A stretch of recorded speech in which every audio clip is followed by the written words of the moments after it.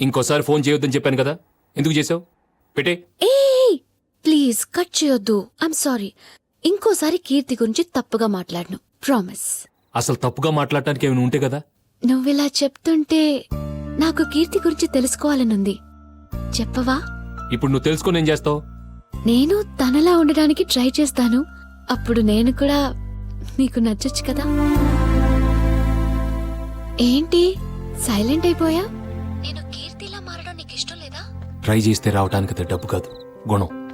అది పుట్టుకతోనే రావాలి. కీర్తికి ఆ గుణం పుట్టుకతోనే వచ్చింది. సొంత ఫ్యాక్టరీలోనే ఒక వర్కర్లా పనిచేస్తూ వాళ్ళతో పాటే కలిసిపోయే ఏ పెద్దంటి అమ్మాయి గురించి అయినా విన్నావా? అటువంటి అమ్మాయి మా కీర్తి. ఒకప్పుడు హింసా మార్గంలో వెళ్తున్న మా పెద్దయ్యను కూడా అది తప్పని చెప్పి సామాన్యుడిగా మార్చి అందరి దృష్టిలో దేవుణ్ణి చేసింది కూడా మా కీర్తి, తెలుసా? ఒకప్పుడు మంచైనా చెడైనా మన గురించి అందరూ మాట్లాడుకోవడమే ముఖ్యం అనుకునేవాడిని.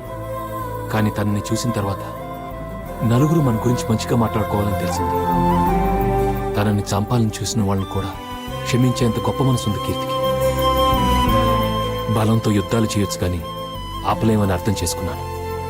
వాళ్ళ ఊర్లో ఉన్న ఆ 4 రోజుల్లో తన గురించి విన్న తర్వాత పెద్దయ్యకి బాడీగార్డ్గా రావడం కర్తవ్యంగా భావిస్తే కీర్తికి బాడీగార్డ్గా రావడం నా అదృష్టంగా భావించాను.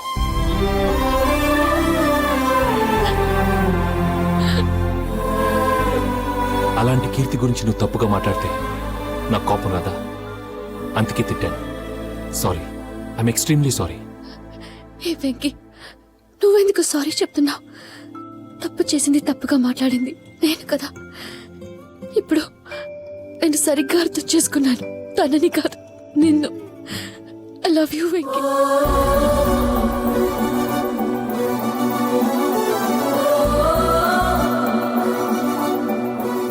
మనస్ఫూర్తిగా చెప్తున్నాను, ఐ రియల్లీ లవ్ యూ.